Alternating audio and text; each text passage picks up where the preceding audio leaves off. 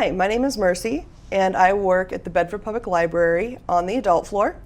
And today I would like to welcome you to the Art of Living.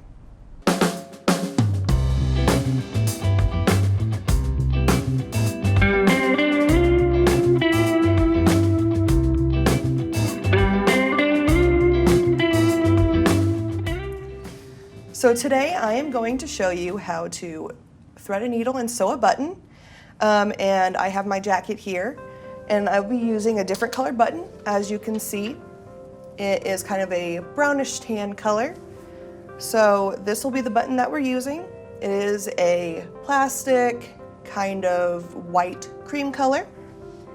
And I'll be using black thread, so you'll be able to see what I'm doing.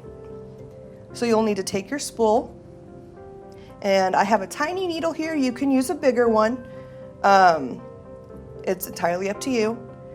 You're gonna take the tip of the thread. If you need to cut it, you can. Just take a pair of scissors and trim the top, just so. And then you'll grab your needle. Okay. And you're going to take the thread and put it through the eye of the needle. Don't be discouraged if it takes you a time or two. I usually have to adjust my thread.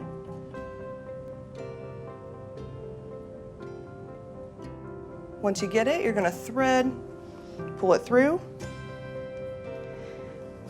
And you want to make sure you have enough thread to tie a knot in the back of your button. So you're just gonna cut the amount you need.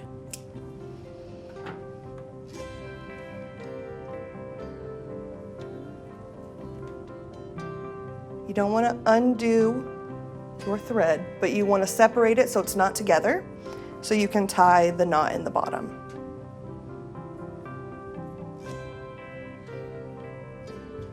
Just a small little knot. Perfect. So you want to make sure you have some thread left at the end of it, because we will cut that once we're finished. So, step one. Find where you would like to put your button. So I'm just going to add it to the button side, but I'm just going to go down here and I'm going to put it right on the line of the white and the blue, and you're going to start on the inside. So if you push, you're going to hold it like this, where your button is kind of over, underneath your jacket.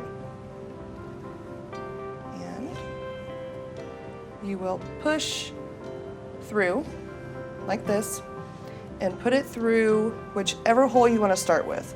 I recommend starting with the top closest to the edge, and then you're going to pull it through until your knot hits the back, just like that.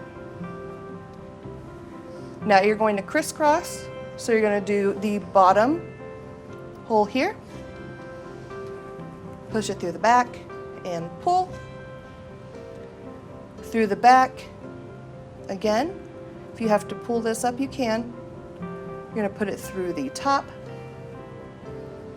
and pull,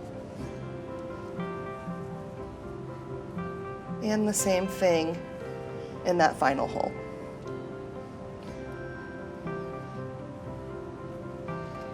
So you should have a first X here. Once you have the X, you're going to continue to sew through just like we did before, until you have probably 3 or 4 good thick lines of thread.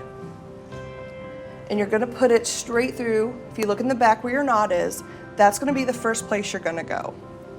And again, if you have to lift your button, just lift it a little bit, because you don't want to pull out your work. Sometimes it just makes it a little bit easier.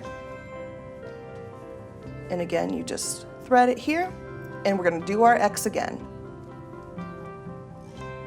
Just push it through. This one on top.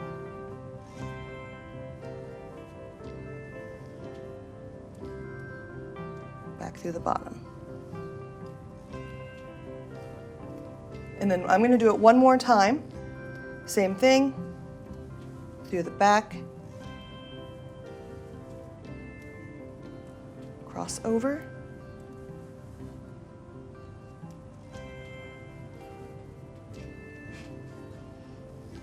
Back through the top. And back in. So once you have your button secure, you're going to take your original knot, which is with these long tails here, and you are going to push your needle through the knot, but not through the jacket. So you're just going to loop it through like that. Then you're just going to tie off using your needle to guide you. You're going to tie it into a knot, and you're going to trim your tails.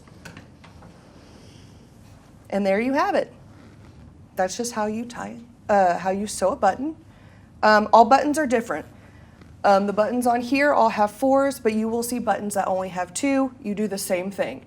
Depending on how long your string is how many times you're going to go through it. If you look on the back, mine's not 100% perfect, but that's okay because it's 4 holes instead of just the 2. So you're going to have a little X in the back.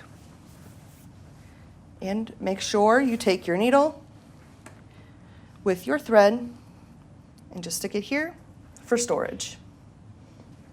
And learning how to sew a button onto anything, a jacket, a purse, it's all part of the art of living.